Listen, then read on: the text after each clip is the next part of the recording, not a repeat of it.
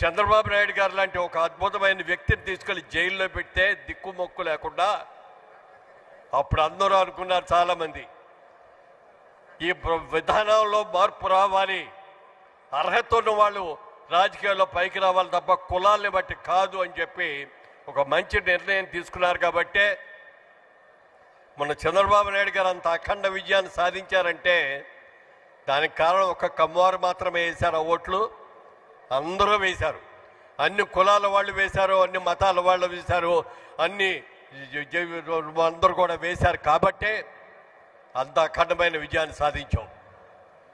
ఇవాళ రోజున ఒక ఎన్టీ రామారావు గారు, ఒక చంద్రబాబు నాయుడు లాంటి వచ్చిన తర్వాతనే అంతకుముందు కమ్మవారు అంటే వ్యవసాయానికి మాత్రమే పరిమితం అయ్యి పరిశ్రమలకు మాత్రమే పరిశ్రమైనటువంటి వాళ్ళు రాజకీయాల్లోకి వచ్చారు అంటే దానికి ఎన్టీ రామారావు గారు, చంద్రబాబు నాయుడు గారే ముఖ్య కారణం అని నేను చెప్పగలను. తమిళనాడు నుంచి కూడా మన సోదరులు వచ్చారు, ఎంపీ గారు కూడా. తమిళనాడులోకి వెళ్ళి చూస్తే దాదాపుగా 40% మంది తెలుగు వాళ్ళు ఉన్నారు తమిళనాడులో. ముఖ్యంగా కోయంబత్తూరు చూసుకుంటే అక్కడ ఇండస్ట్రీ జీడి నాయుడు గారు లాంటి గొప్ప ఇంజనీర్ లాంటి వాళ్ళు కానీ, లక్ష్మీ ఫిల్మ్స్ కానీ, లక్ష్మీ మిల్స్ కానీ, పిఎస్జీ మిల్స్ కానీ, ఇవన్నీ కూడా ఎన్నో ఇండస్ట్రీస్ అక్కడ పెట్టిన వాళ్ళందరూ కూడా మన ఆంధ్రప్రదేశ్ నుంచి, తెలుగు రాష్ట్రాల నుంచి ఎప్పుడో 3-4 తరాల క్రితం అక్కడికి వెళ్ళిపోయి సెటిల్ అయిన వాళ్ళందరూ అద్భుతంగా ఉన్నారు. నేను సినిమా ఇండస్ట్రీకి వెళ్ళకముందు నా వ్యాపారం విజయవాడలో చేసుకుంటూ ఉండేవాడిని. అప్పుడు మా మోటార్లన్నీ కూడా మాకు కావాల్సినవి అగ్రికల్చర్ పంప్ సెట్స్ అన్నీ కూడా కోయంబత్తూరు నుంచే వచ్చాయి. మేము కోయంబత్తూరు వెళ్ళాను ఒకసారి. వెళ్తే ఆ ఇండస్ట్రీ ఆయన మేనేజర్ మా ప్రొపరేటర్ గారు మా ఇంటికి లంచ్కి రండి అని చెప్పి ఇంటికి తీసుకెళ్ళారు. ఆ ఇల్లాలు చాలా చక్కగా కమ్మటి భోజనం పెట్టింది. పెట్టిన తర్వాత ఆవిడ ఒకటే మాట అంది, అయ్యా సిగ్గు లేకుండా ఏం కావాలో అడుక్కొని తినండి అంది ఆవిడ ఒక మాట. నాకు నవ్వు వచ్చింది. ఇదేమిటమ్మా ఇలా అన్నారు అనుకుంటే, బాబు మేము ఎప్పుడో తెలుగు రాష్ట్రాలను వదిలేసి వచ్చాం, మా తెలుగు మీ తెలుగులాగా ఉండదు, మీరందరూ కూడా ఏమీ సిగ్గుపడకుండా కావాల్సింది అడిగి పెట్టించుకోండి అని మేము చెప్పేమే తప్ప మరొకటి కాదు అని చెప్పారు. అట్లా స్లాంగ్స్ అని మార్పు ఉండొచ్చేమో కానీ మరొకటికి మార్పు కాదు అని చెప్పి తెలియజేస్తున్నాను. ఈనాడు ముఖ్యంగా కేజీఎఫ్ కమ్మా గ్లోబల్ ఫెడరేషన్ అనేది ఈ సంస్థను ప్రారంభించినందుకు చాలా చాలా సంతోషంగా ఉంది.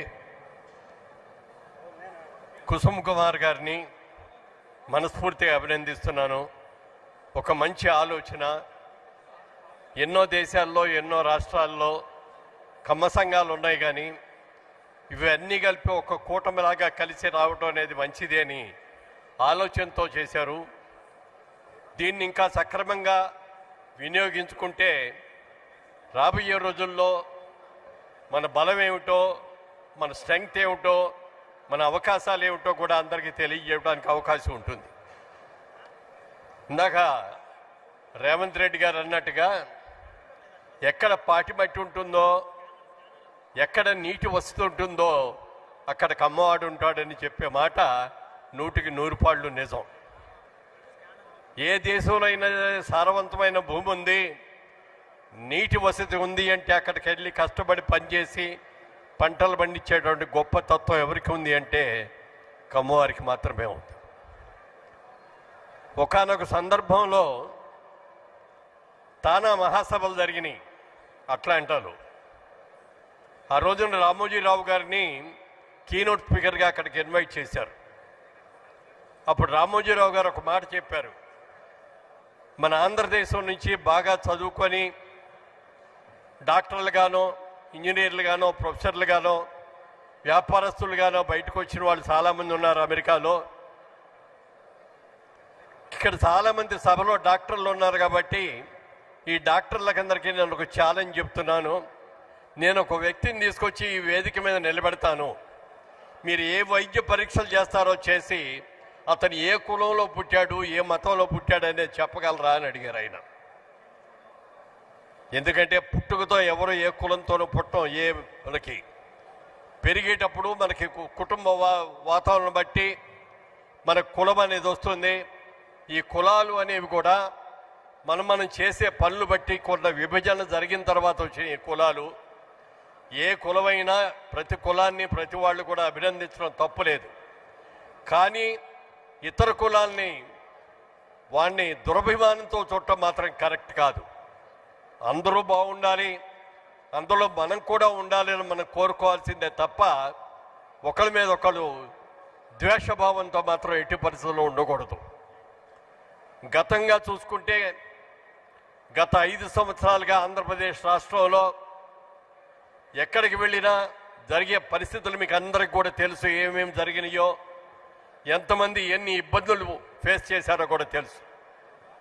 పరిస్థితి ఎలా వచ్చేసిందంటే మొన్న ఎన్నికలకు ముందుకు వరకు మేము కమ్మవారం అని చెప్పుకోవడానికి కూడా భయపడాల్సి వచ్చేటువంటి పరిస్థితి వాతావరణాన్ని కల్పించారు. ఉభయ తెలుగు రాష్ట్రాల్ని అద్భుతంగా అభివృద్ధి చేసినటువంటి గతంలో కర్ణాటక రాష్ట్రంలో సుబ్రహ్మణ్య నాయుడు గారు వాళ్ళందరూ కూడా వచ్చారు.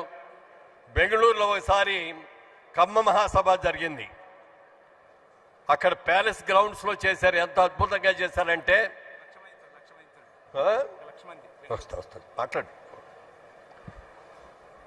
1,00,000 మంది పైగా ఆ రోజున కమ్మవారు అక్కడికి వచ్చారంటే నేను నా జీవితంలో ఎప్పుడూ అంతమంది కమ్మవారిని ఒక వేదిక దగ్గర ఒక సభలోనూ చూడటం అనేది జరగలేదు. అదే ఫస్ట్ టైం. అంత అద్భుతంగా వచ్చారు. ఇవాళ కర్ణాటక రాష్ట్రంలో వ్యవసాయదారులు ఎవరు అంటే కమ్మవారు అని చెప్పి మనం ఘనంగా చెప్పుకోగలం. అలాంటి సభని తొందరలో మళ్ళీ కర్ణాటకలో కూడా చేయబోతున్నామండి అని చెప్పి సుబ్రహ్మణ్యం నాయుడు గారు చెప్పారు. చాలా సంతోషం అండి. ఆ సభలో తప్పకుండా వస్తాం, మేమందరూ కూడా వస్తాం, మేమందరూ కూడా చేస్తామని చెప్పి మీకు అందరికీ కూడా మాటిస్తూ, మరి కుసుమ్ గారు చేస్తున్నటువంటి ఈ కృషిని మనస్ఫూర్తిగా నేను అభినందిస్తూ, మా సహకారం ఎప్పుడు ఏది విధంగా కావాలన్నా మేము సిద్ధంగా ఉన్నామని చెప్పి రాబోయే రోజుల్లో ఈ సభల్ని ఇంకా ఇంకా ఇంకా ఘనంగా చేద్దామని మనం చేస్తూ సెలవు తీసుకున్నాం. జై హింద్. నెక్స్ట్ కర్ణాటక పిసిసి గురప్పనాయుడు గారు, అదేవిధంగా కర్ణాటక కమ్మ సంఘం రాజగోపాల్ నాయుడు గారు మాట్లాడాల్సిందిగా కోరుతున్నాం.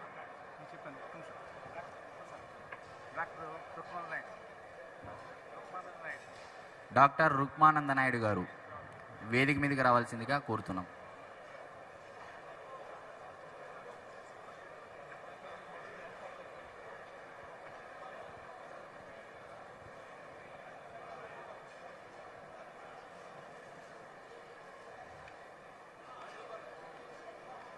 రాజగోపాల్